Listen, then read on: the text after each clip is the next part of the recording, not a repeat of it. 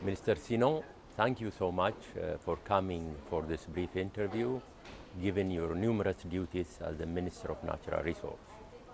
My question is that at the meeting, a number of speakers have underscored the impact of climate change on food security, natural resources, and livelihood in the region, and the need for a coordinated strategy and policy to address this. Can you elaborate a little bit on this problem and how FAO can assist to address this imminent threat? Thank you very much for organizing this little interview. I think food security is today at the forefront of world concerns.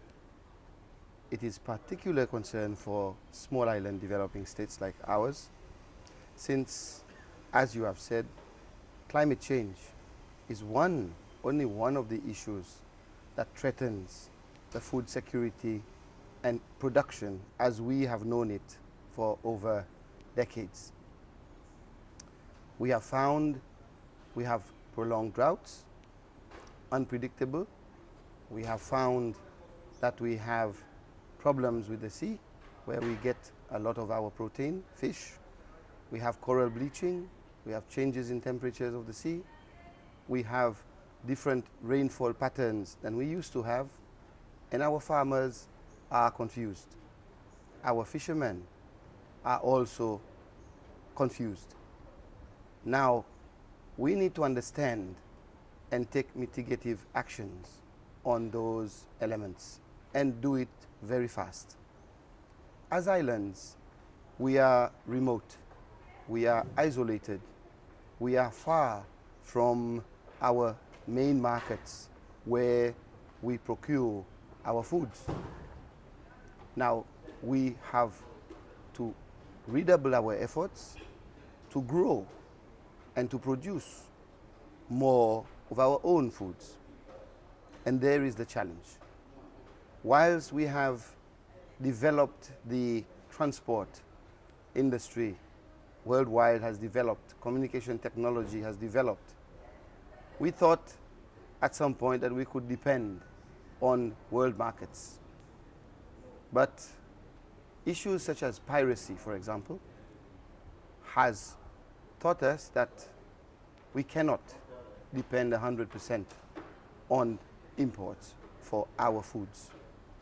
We have seen how the politics of the belly, as we call it in Seychelles, when you have no food, can engender social unrests as people get very angry when they cannot feed themselves. For us in the islands, we're not only looking at just the food security, but we're looking at the level of food and nutrition security as the quality of products we feed our people with, because we see the nexus and the close relationship between the foods we eat and the health of our people. Traceability. Recently, we've seen in Europe this issue of beef being horse meat being sold as beef. We here in Seychelles, far away from those markets, see those meats come in, nice packets, nice little drawings on the packet saying this is minced meat, minced beef, or different cuts of meat, but we have no idea where they're coming from or what they contain really. So we need to redouble our efforts to produce what we have traditionally been very good at producing. Agriculture in Seychelles has taken a deep decline as we focused on more lucrative sectors such as tourism. And we've seen a lot of land, like the hotel we are today. That was agricultural land. Today, it's a nice hotel, bringing jobs, revenues to us. We have limited land. We need to use technology. We need to be more productive on smaller space. And that is where we need partners like the FAO. That is why we need policies and strategies to mitigate the effects of climate change, to mitigate the effects of patrolling, surveying, and surveillancing our large, vast, exclusive economic zones, and make sure that this zone and its resources are exploited in a sustainable manner. And in that respect, we welcome all the assistance that we can garner from all our stakeholders, because at the end of the day, we are the guardians of this vast ocean for the globe, for the world community.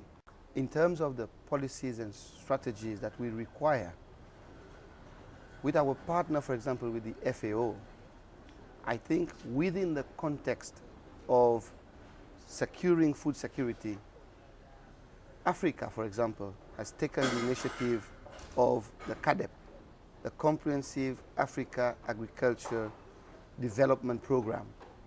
And it is a program that is trying to develop strategies and policies and, in the end, develop an investment plan to be able to encourage investments into the food security sector, agriculture and fisheries in particular.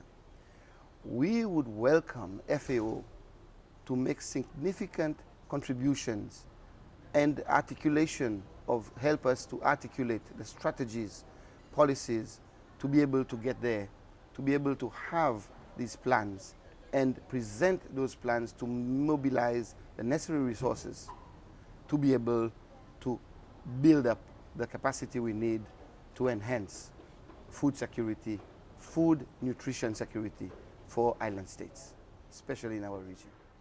Thank you. Thank you so much, Mr.